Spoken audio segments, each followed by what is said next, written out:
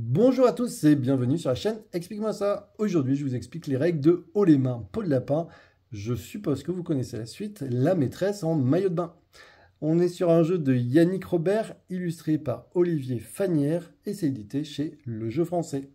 Vous allez pouvoir y jouer de 2 à 6 joueurs à partir du CP pour des parties d'environ 10 minutes. Alors on est sur un jeu d'ambiance, un jeu où vous allez pouvoir tricher, un jeu où les parents risquent de râler puisque vous devenez le meilleur cancre. Il va falloir vraiment faire des efforts pour avoir les pires notes. Le jeu va se jouer en 3 manches et qui correspond au final à 3 trimestres. Il va falloir être le meilleur cancre et cela au 3e trimestre. Peu importe si vous avez été cancre avant, ça ne changera rien. C'est au 3e trimestre que vous devez être le cancre. Comment ça va se passer? C'est très simple. Le but du jeu pour finir une manche, c'est d'arriver à vider entièrement sa main. Et pour cela, on va avoir 8 cartes. Chaque joueur donc recevra 8 cartes. On mettra une pioche bien sûr. Et on va aussi donner une carte personnage à chaque joueur. Chaque personnage aura un pouvoir. Le cancre, donc on va le donner à une personne, il peut copier la note jouée précédemment. Effectivement, je ne vous l'ai pas dit, mais on va jouer avec des notes. Et bien sûr, on est à l'école, on aura des 20, on aura des 0. Le principe, c'est que pour pouvoir jouer des cartes, il faudra toujours jouer avec des cartes inférieures à la carte affichée. C'est-à-dire que si par exemple il y a un 20, eh bien, il faudra que je mette moins de 20. Le cancre a le pouvoir, lui, de mettre exactement la note qui est affichée. Il y a un 20, il pourrait même jouer un 20. Ça lui permet, vous voyez, de pouvoir s'en sortir plus facilement. On va avoir la première de la classe. Elle ne peut pas bénéficier de l'effet heure de colle. Alors, vous inquiétez pas, je vais vous expliquer tout ça. Vous avez le deuxième de la classe. Il ne peut pas bénéficier de l'effet au coin. Alors, tout est indiqué ici. Et vous avez vu d'ailleurs, hop, les cartes sont recto verso si vous voulez être une fille ou un garçon. En fonction du nombre de joueurs, bien sûr, on mettra les cartes. On mettra forcément le cancre, le premier de la classe ou la première de la classe, le deuxième de la classe et ainsi de suite. Le troisième de la classe, il ne peut pas faire de contrôle surprise. Le quatrième, il ne peut pas bénéficier du prof malade. Et le cinquième, il ne peut pas aller en récré, le pauvre. Il n'a quand même pas de chance. Alors, on va regarder un petit peu les cartes qu'on a en main quand même. Alors, on va avoir des notes, je vous l'ai dit. En 0 jusqu'à 20. Donc, on va avoir de 0 à 20. On va aussi avoir des cartes spéciales. Des cartes comme celle-ci. Un bon point. Un bon point. Le joueur désigné repioche 2 cartes. Je vous l'ai dit, le but du jeu, c'est de ne plus avoir de cartes. Si vous donnez cette carte à quelqu'un, ça va un petit peu l'agacer. Prof malade. Tous les joueurs peuvent défausser une carte de leur choix. Ça va être super pratique pour enlever des grosses cartes. Contrôle surprise. Chaque joueur pose une carte face cachée de son choix devant lui, la plus grosse carte empoche toutes les cartes jouées. Alors là, c'est un petit peu embêtant parce qu'on aimerait se défausser de nos grosses cartes. Forcément, on voudrait garder nos zéros. Mais par contre, si vous mettez la plus grosse carte, vous allez récupérer l'ensemble des cartes. Et bien sûr, elle va venir dans votre jeu. Il faut faire vraiment attention à cette carte parce que ça peut vite vous plomber la partie. Mot d'absence, il peut être joué à n'importe quel moment comme un joker pour gagner un pli. Il ne remporte pas sur un 0.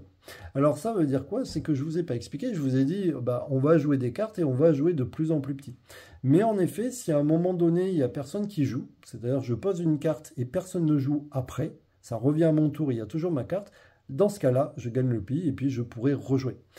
Alors, on vous dit la même chose, mais attention, celle-ci, ça veut dire que si je la pose, je ne gagne pas forcément le pli immédiatement. S'il y a quelqu'un derrière moi qui met un 0, eh c'est lui qui remportera le pli.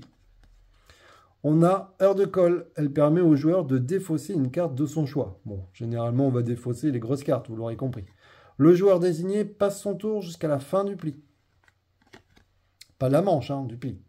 La récré. Chaque joueur donne la carte de son choix à son voisin de gauche. Forcément, on va donner nos plus grosses cartes. Ça va créer de la zizanie, bien entendu. Alors, celui qui va commencer, ou celle qui va commencer, c'est la première de la classe. On est parti. Alors, généralement, au début, on va jouer des grosses notes. Donc, par exemple, on va jouer un 18. Ensuite, dans le sens horaire, le deuxième joueur va pouvoir mettre des cartes. Forcément, on est obligé de descendre si on veut jouer. On n'est pas obligé d'avoir un 17. On peut mettre par exemple un 13. Et ainsi de suite.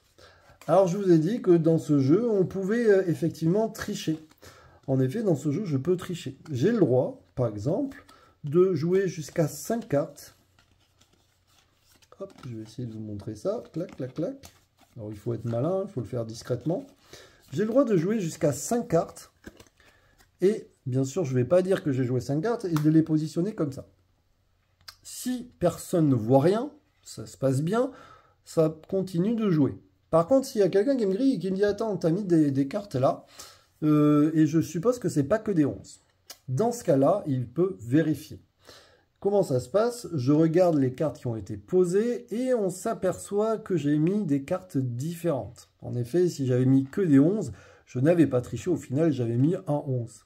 Mais là, j'ai mis des cartes différentes et je me suis fait surtout griller. Dans ce cas-là, je vais récupérer mes cartes. Mais en plus, comme j'ai voulu tricher, eh ben, du coup, je vais prendre autant de cartes que j'avais posées. Là, j'en avais posé 3. Je vais récupérer, hop, 3 cartes. Et bien sûr, je vais me faire repérer pour la prochaine fois. Et on continue de jouer. Quelqu'un pourrait, par exemple, décider, hop, de jouer, je sais pas, un 7. Ça continue. Ce joueur peut décider de mettre un 0. On est bien d'accord que ça descend en dessous du 7. Là, il n'a pas gagné. Il faut que ça fasse tout le tour et que ça soit sa carte qui reste.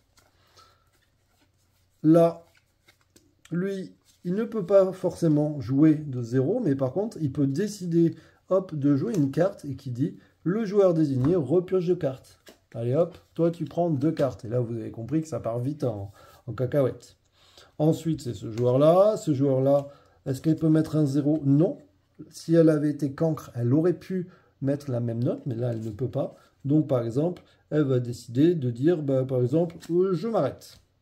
Ce joueur-là, regarde, c'est la carte qu'il avait mis au niveau des notes. Tout le monde a joué, mais personne n'a remis d'autres cartes. Dans ce cas-là, c'est lui qui remporte le pli.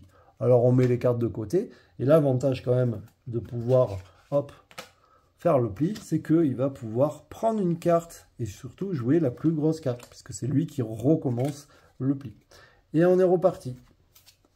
Là, par exemple, ce joueur pourrait faire semblant d'essayer de tricher et d'essayer de faire un peu un truc pas très discret et faire ça. Et là, les autres joueurs pourraient dire, hop, hop, hop, t'as triché, t'as mis plusieurs cartes et si ça se trouve, c'est pas les mêmes. Ok, on regarde. Ah, j'ai pas triché, j'ai mis 2 10. Dans ce cas-là, la personne qui a accusé à tort va récupérer, hop, une carte dans sa main. Voilà le principe du jeu. Une fois que tout le monde ou qu'un joueur a donné l'intégralité de ses cartes, a vidé entièrement sa main, on reprend toutes les cartes, on mélange les cartes, on va définir, le cancre, c'est celui qui aura réussi à vider entièrement sa main. On va remettre le premier, le deuxième joueur, et on est reparti pour une deuxième manche. Ainsi de suite, jusqu'à la troisième manche. Et à la troisième manche, celui qui aura réussi à ne plus avoir de cartes aura tout simplement gagné la partie.